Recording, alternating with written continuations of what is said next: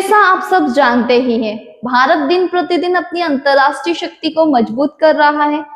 चाहे हम व्यापार की बात करें या संस्कृति की, अंतर्राष्ट्रीय मंच पर भारत का वर्चस्व झलक ही जाता है। भारत हमेशा से सभी देशों की सहायता के लिए हमेशा खड़ा रहता है, चाहे वह आपातकालीन स्थिति हो या अन्य गतिविधि। इस संबंध में हम बात करने जा रहे हैं एक्ट ईस्ट पॉलिसी के बारे में। एक्ट ईस्ट पॉलिसी, जिसे हम लुक एक्ट पॉलिसी के नाम से भी जानते थे, यह भारत के पूर्वी एशियाई देशों के साथ संबंधों और सक्रिय रूप से मजबूत करने की रणनीति है, जिसे 1990 के दशक में शुरू किया गया था और इसका उद्देश्य भारत के दक्षिणी पूर्वी एशियाई देशों के साथ राजनीतिक, आर्थिक, सांस्कृतिक संबंध को मजबूत करना था। लुक एक्ट पॉलिसी का संबंध सिर्फ देखना या विचार करने से था। इसको 2024 में मोदी सरकार ने एक्ट ईस्ट पॉलिसी के रूप में बदल दिया ताकि इसे ठोस कार्रवाई और सक्रिय सहभागिता की दिशा में आगे ले जाया सके। इस पॉलिसी का फोकस आसियान देश, जापान, दक्षिण कोरिया और ऑस्ट्रेलिया जैसे देशों के साथ व्यापार, निवेश, सुरक्षा और सांस्कृतिक सहयोग बढ़ाना है।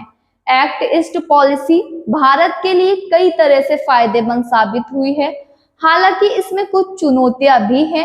आइए इसके फायदे और नुकसान पे नजर डालते हैं।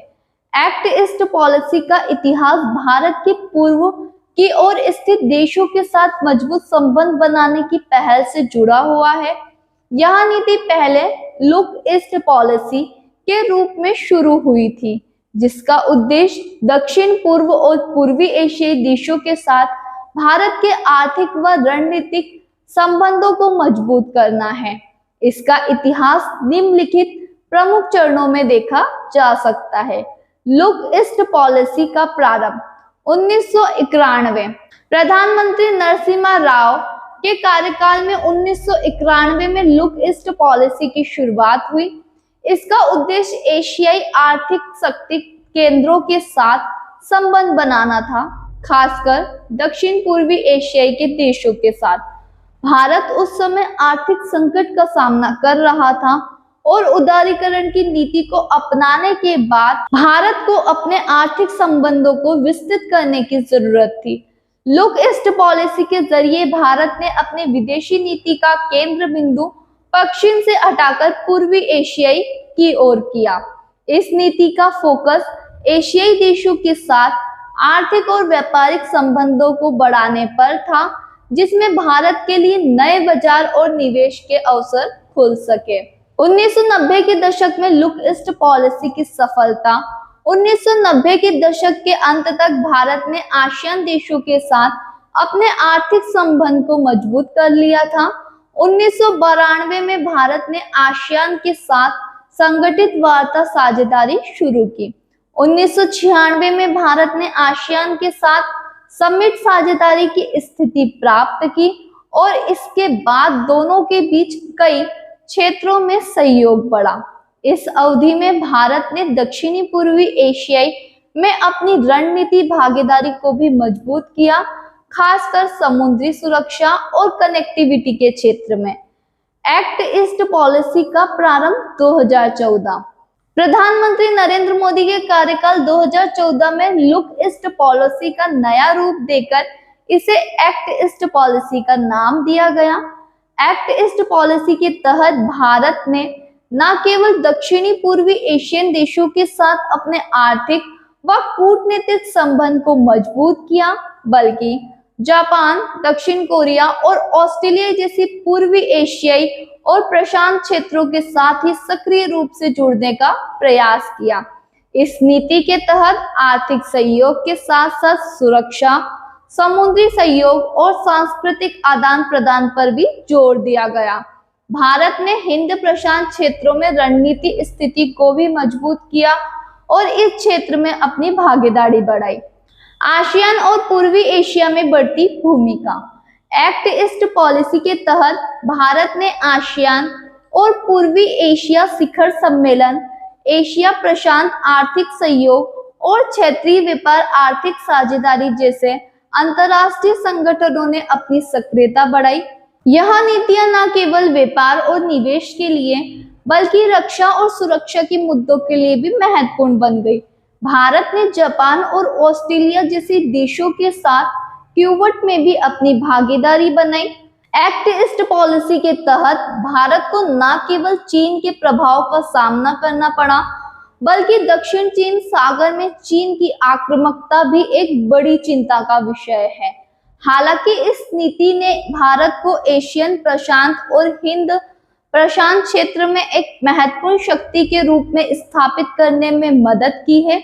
निष्कर्ष, भारत की लुक ईस्ट पॉलिसी में शुरू हुई यह पहल एक्ट ईस्ट पॉलिसी के तहत और व्यापक सक्रिय बन गई। इसका उद्देश्य सिर्फ आर्थिक संबंध तक सीमित नहीं है, बल्कि भारत के पूर्वी पड़ोसी देशों के साथ राजनीतिक, सुरक्षा और सांस्कृतिक सहयोग को भी मजबूत करना है। एक्ट ईस्ट पॉलिसी के फायदे। आर्थिक सहयोग और व्यापार। एक्ट ईस्ट पॉलिसी के तहत भारत ने दक्षिणी पूर्वी एशिया और पूर्वी एशिया, आसियान देश, जापान, दक्षिण कोरिया आदि के साथ आर्थिक संबंध को मजबूत किया है। इस क्षेत्र के साथ व्यापार और निवेश में वृद्धि हुई है, जिससे भारतीय अर्थव्यवस्था को फायदा हुआ है। पिछले 10 साल में आसियान देशों के साथ भारत का व्यापार 65 मिलियन अमेरिका डॉलर से बढ़कर 120 मिलियन अमेरिका डॉलर हो गया है। रणनीति और सुरक्षा सहयोग। भारत ने इस नीति के तहत जापान, वियतनाम, ऑस्ट्रेलिया जैसे देशों के साथ रक्षा और सुरक्षा सहयोग बढ़ाया है। इससे हिंद प्रशांत क्षेत्र में भारत की रणनीति स्थिति मजबूत हुई है और समुद्री सुरक्षा पर भी ध्यान केंद्रित किया गया है, खासकर दक्षिण चीन सागर में। सांस्कृतिक और कूटनीतिक संबंध। एक्ट ईस्ट पॉलिसी के माध्यम से भारत ने दक्षिणी पूर्वी एशियन देशों के साथ सांस्कृतिक और कूटनीतिक संबंध को बेहतर बनाया है। इससे क्षेत्रीय सहयोग बढ़ा है और भारतीय समुदाय का वैश्विक स्तर का महत्व बढ़ा है। हिंद प्रशांत क्षेत्रों में प्रभाव। भारत इस नीति के तहत एक प्रमुख क्षेत्रीय शक्ति के रूप में उभरा है। अमेरिका और जापान देशों के साथ हिंद प्रशांत क्षेत्रों में भारत की भूमिका और सक्रिय बढ़ी है, जो कि भारत की भौगोलिक व रणनीतिक स्थिति के लिए महत्वपूर्ण है। एक्ट ईस्ट पॉलिसी के नुकसान। चीन का प्रभाव। दक्षिणी पूर्वी एशिया में चीन का आर्थिक व रणनीतिक प्रभाव अत्यधिक है। चीन की आर्थिक ताकत और उसकी बेल्ट एंड रोड इनिशियल जैसे परियोजना के साथ भारत को क्षेत्रीय प्रभाव बनाए रखने में कठिनाई आती है। कनेक्टिविटी की चुनौती। भारत और दक्षिणी पूर्वी एशिया के बीच कनेक्टिविटी, विशेषकर भौगोलिक इंफ्रास्ट्रक्चर और डिजिटल कनेक्टिविटी की सीमाएं हैं। इसके कारण व्यापार और संपर्क में कई दिक्कतें आती हैं। व्यापार संबंध। कुछ आसियान देशों के साथ व्यापार में भारत को व्यापार घाटा का सामना करना पड़ा है। इससे स्थायी उद्योग पर दबाव बढ़ता है और भारत के हितों को नुकसान पहुंच सकता है। सुरक्षा चुनौती।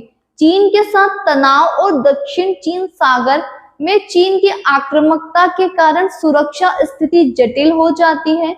इस क्षेत्र में चीन के बढ़ते प्रभाव के कारण भारत की रणनीति चुनौती का सामना करना पड़ता है।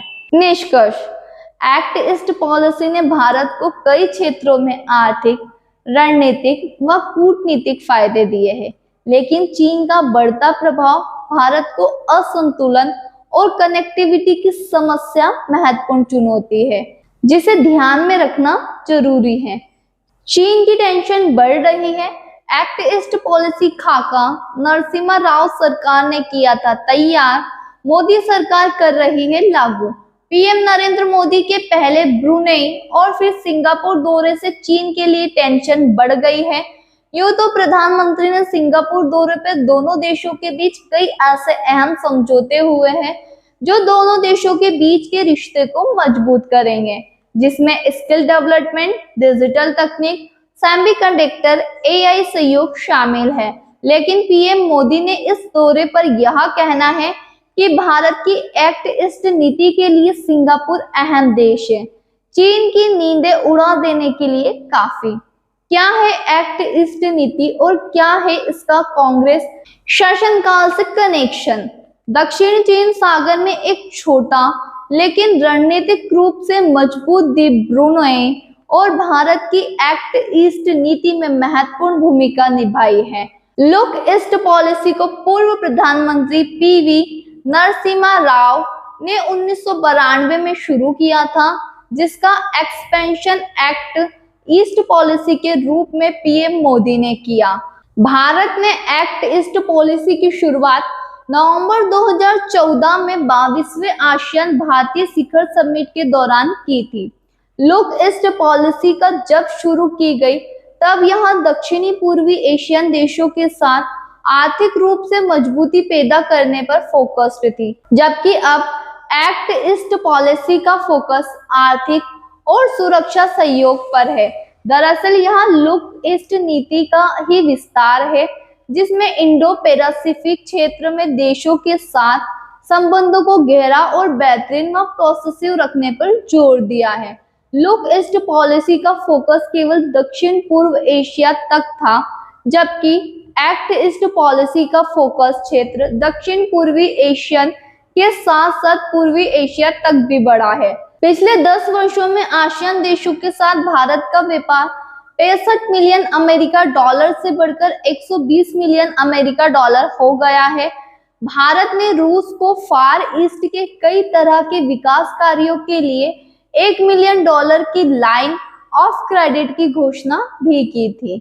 नॉर्थ ईस्ट में चीन की बदमाशी नहीं हुई कभी कम। भारत की एक्ट ईस्ट पॉलिसी चीन के लिए कई तरह से चुनौतीपूर्वक है। चीन साउथ चाइना में अपना प्रभाव बढ़ाने की कोशिश कर रहा है, जिससे दक्षिणी स्थिरता पर खतरा मंडरा रहा है। एक्ट ईस्ट पॉलिसी के तहत भारत चीन के बढ़ते प्रभाव का मुकाबला कर रहा है और इसमें सिंगापुर से मजबूत संबंध अहम साबित होंगे। अरुणाचल प्रदेश को चीन दक्षिणी तिब्बत कहता रहता है। चीन का दावा है कि अरुणाचल प्रदेश पारंपरिक रूप से दक्षिणी तिब्बत का हिस्सा है। चीन ने अरुणाचल प्रदेश की कई जगहों पर नाम बदलने और वहां अपनी हरकतों से बाज नहीं आ रहा है। भारतीय नेताओं ने अरुणाचल प्रदेश जाने पर भी वहां आपत्ति जताई है। चीन ने 2009 में पीएम मनमोहन सिंह और 2014 में पीएम मोदी के दौरे पर आपत्ति जताई थी। क्या है अरुणाचल प्रदेश का सीमा विवाद?